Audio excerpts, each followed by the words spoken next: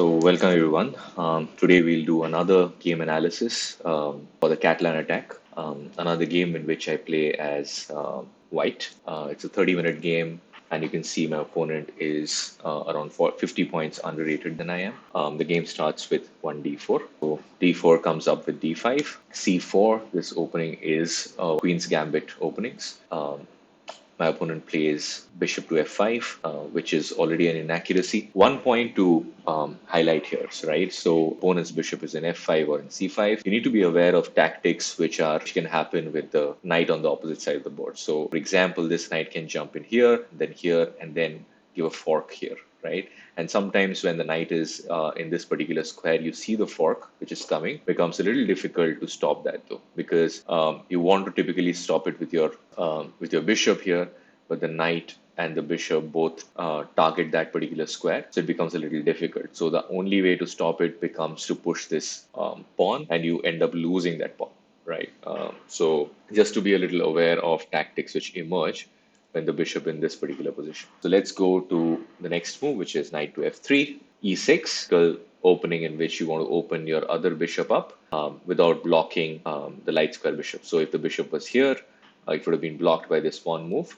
Now it's outside that pawn chain. I play g3. It's a typical move to again start thinking about putting my bishop on the diagonal, pressuring the queen side of my opponent. My opponent plays bishop to e7. I play bishop to g2. My opponent plays c6. He should have ideally thought about developing his knight, controlling the center squares, castling, and so on and so forth, right? But my opponent goes ahead and takes this pawn. He thinks it's free, but in Queen's Gambit, as you guys know, the c pawn is gambited off to take control of these particular squares, right? So the d4, e4, d5, e5 square is what you actually want to control, and this pawn, which was earlier on d4, was controlling the critical e4 square. So now I play my knight up. The idea is to be able to push this pawn and also to be able to attack this pawn. So my opponent goes ahead and plays the b5 move. So the b5 move, this particular diagonal opens up, right? So this pawn, which is a backward pawn now, becomes extremely weak. So you need to be aware when you're pushing pawns on what you're making weak. So every pawn push creates weaknesses. Here, you create a backward pawn, which can be attacked. So I go ahead and attack it with my knight to e5. Now, two pieces are attacking this pawn.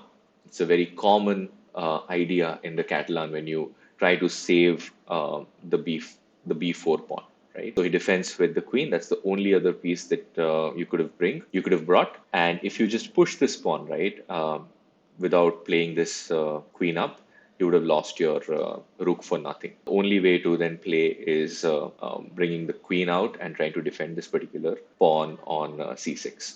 So I go ahead and play a4. This is another idea. In Catalan, typically, if you want to take this pawn off, I take with my queen, and then I put more pressure on this c6 pawn. The next move is something my opponent plays, is to dislodge my knight from this e5 square. The knight being a chief attacker of this c6 pawn. If I tend to remove this, what will happen is that it will be a little more safer for this c6 pawn. It can breathe a little easier. So now, what you guys can do is pause your video and think about what's the best move here, right? Which was actually the best move in the position, and is e4, right? And the idea is that if you retreat your bishop, I just take it, give you double pawns here, and it becomes a little easier for me to play. Also, your king side is completely shattered, right? Because of these pawn pushes here and there, you don't have a very good place for your knight to develop. And you don't even know whether you want to castle on this side of the board given the situation of your pawn structure. So what I played was I came back to my original square because I did not know what to do, right? And this was not that accurate, but I still conserve an advantage of around +2, right? And this is primarily because he has no quick way of getting castled and getting out of the center, which is slowly and steadily getting opened up for attacks, right? So he again makes a pawn move, and now I make this move, which is e4. Again, e4 was not the best move. The computer wanted me to play something like knight to h4, attack this particular bishop, and if the bishop retreats, just take it off. and create a mess on the king side, and also in turn open up the bishop, the light square bishop here, right?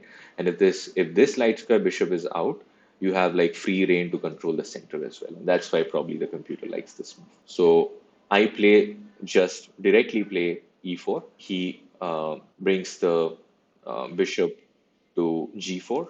I push my pawn. He retreats his bishop. I push it further. He goes back, and then I start chopping off pawns on the queen side, which are not the most accurate moves. But I thought that if I can control the center and open up the position as much as possible, there are good opportunities for me. So after this, I saw that knight to h4 is a good move. It isn't like the best move here because it immediately drops the pawn on d4. And after that, if you remember, I had gambitted one pawn in the opening. I'll be 2 pawns down.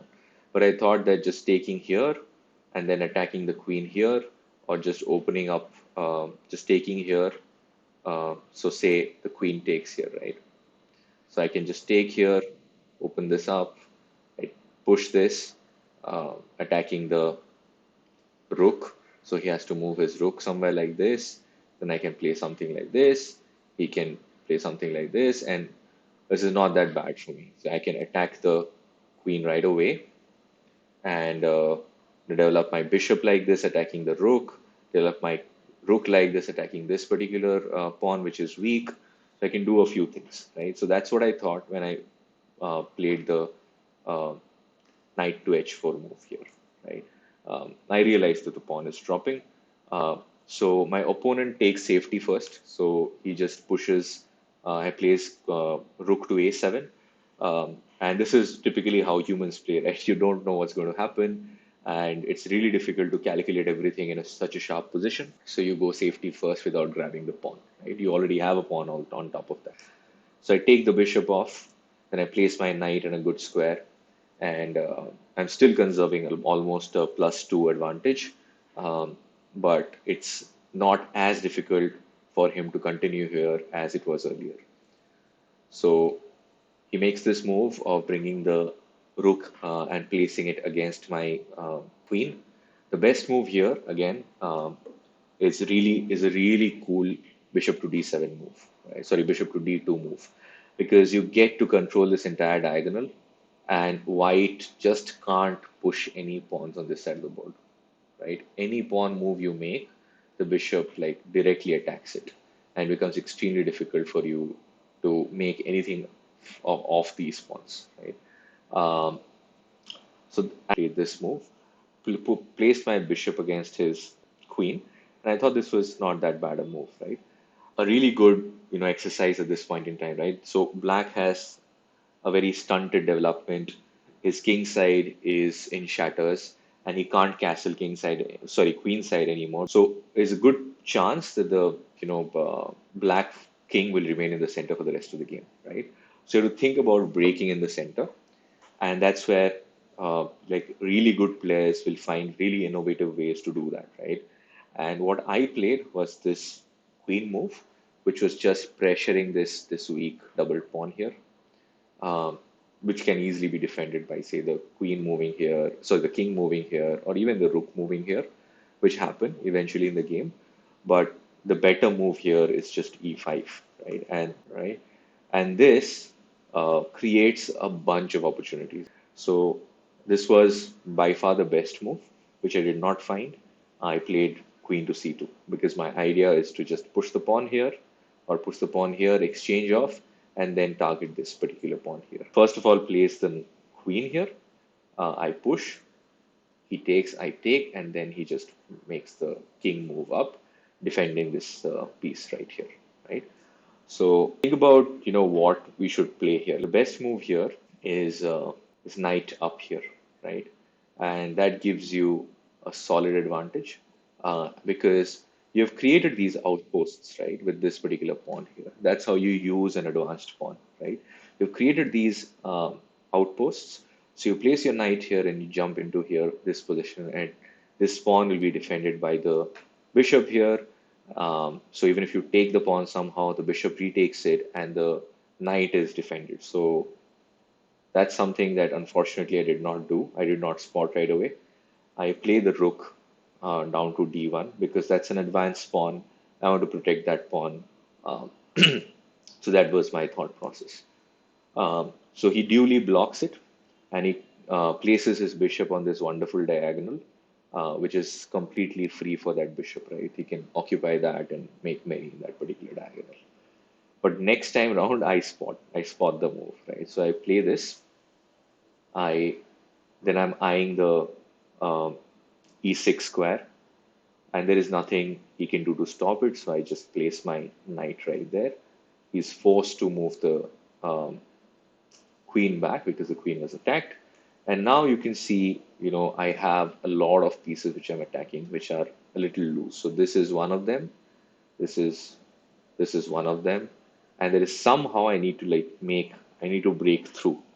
And unfortunately, I'm not that good a player to understand how to achieve that, right? So I was thinking, I was racking my brains, but I wasn't getting anything, right? So he so I play this move f4. The idea is to again open up these pawns a little bit, give breathing room to this particular rook, uh, which is like positioned against the king. But as you can see, this is not the best move. The best move in this position is uh, is to play something else. Let me just open the yeah, is to play just um, queen comes back to e2, right? So there is some deep thought process here which I don't understand. So that's the best move in this position, just queen to e2. So I play a little more directly. I play f4. He has nothing better here. So this is um, the problem in this position, right? So I'll again switch off the computer. This is the problem in this position. So you, as black, you don't have a lot of things that you can do. So you have the pawn majority on the queen side, and your best bet to win the game is somehow if you can create connected passers on the queen side and try to push it out. And I'm aware of that. I'm aware of the fact that he's a pawn up at this position and he has a pawn majority on the queen side. So I need to somehow defend that. And that's why probably I'm not moving my queen too far away from that particular area of the board. So next I play this move, just centralizing my bishop because I thought the bishop is better placed along this diagonal. In case he plans to push this pawn will fall. Uh, so he notices that he plays the rook up, right? I keep pushing. He pushes out. Obviously, he does not want to take, and I knew that he won't take in that particular position. So I come and place my queen on the e2 square. So now, if you so he got his knight out. So I started attacking this particular pawn here because I thought that there's some potential of saving that, right? Or winning some pawns on the queen side. So he pushes that, saves that. I push this, which is not good, and the game is completely equal at this point in time, even though he's a pawn up, and I was at certain point in time +5 up, and that entire advantage has disappeared, right? So he takes, and this wasn't good either. And now it's a little easier for me to play, right? Earlier I was +5 up, I did not know what to do. But now I have easy targets. So he pushes another pawn. I take another pawn off. Pause here. So this is what my opponent plays. A rook to b7. Pause your video to tell me what move to calculate what move is best in this position. So the best move in this position is queen takes. Queen takes, and then this knight actually comes to party, and it uh, forks the queen and the king, and you're toast, right? So that was the move here. Obviously, I did not find it. Nothing in this game happened easy for me. So he moved his king out, and now I'm +5 up. Still, I'm +5 up, right? Um, So you now think, right? So the other important thing that I would like to bring to your notice is the time situation. So I have 8.5, almost 9 minutes at this point in time. The opponent has one, and this is a time format which is 30 plus zero. So there is no increment, right? So my opponent needs to either win or draw in the next 90 seconds that he has. and it's not that easy a position. So I am trying to like at this point in time, trying to think about how do I best, um, you know, uh, get my opponent in a situation that he can't win or draw in the next 90 minutes, also next 90 seconds. So he attacks my queen, I take. Now his queen is also attacked. He has to take, I take, he takes. So now I have exchanged a couple of pieces. Um, sorry, a queen and a piece. Um, and my opponent, uh, you know, is we are completely equal on time, but you have to we are completely equal on material, but you have to look at the time. So he is down to less than a minute. So now I am trying to exchange a few more pieces if possible. So here I see this move: knight takes, bishop takes, rook takes, or maybe rook takes, right? Creating pressure which is unnecessary at this point in time. I don't want additional pressure to be created on my king at this point in time. So I make a quick move. I just play knight here, protecting this pawn. Now you can't take it because I'll take back with my knight, and you still can't take my pawn here, right? So that's the idea. Um, the king moves up. Sorry, the king moves back. For some reason, at this point in time, you can't find a lot of logic in his moves because he's literally down to 40 seconds. So he's instinctively playing out his moves. Um, I ask him to if I can exchange another rook. He exchanges it off, and now he literally has almost no chance of, winning this. And I don't think he has any other chance of drawing this either. So he plays this move, and now this is mate in 10, right? So pause at this point in time and try to find the best move. Um, for those who paused your videos, the best move here is d6. And if you move out your knight, you can move it any place you want. Say you move it here. Uh, this is a check here, uh, and then you will probably pick this up, right? And if you move it here, I will check you first. You move out, and then I'll take this off, right? So there is a bunch of things that you can do in this particular position, which is not good for your uh, opponent. But what I did was simple. I didn't do either of these. I just took here. He brought his uh, knight up. I just wanted to exchange a few more pawns which are just available and sitting there, right? So my opponent came here. So his idea is, okay, you take, I'll take back, right? So his idea is that, but I spotted a good tactic here, which meant that he can't take that pawn off. Pause your video if you want to find that tactic. So having found that, I comfortably took this. He took the pawn here as I had predicted, and you can't blame him. He's down to 14 seconds. He's not calculating at this point in time. I don't have that excuse.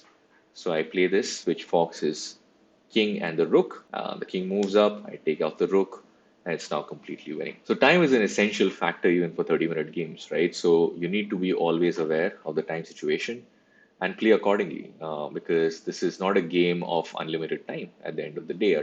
Like your queen, your minor and major pieces, your pawns, are your resources to win a particular chess game. Time is also a particular resource. Time is also a resource to win a chess game. So take care of that. So that's all that I had on this game. Hope you liked it. Thanks everyone. Bye bye.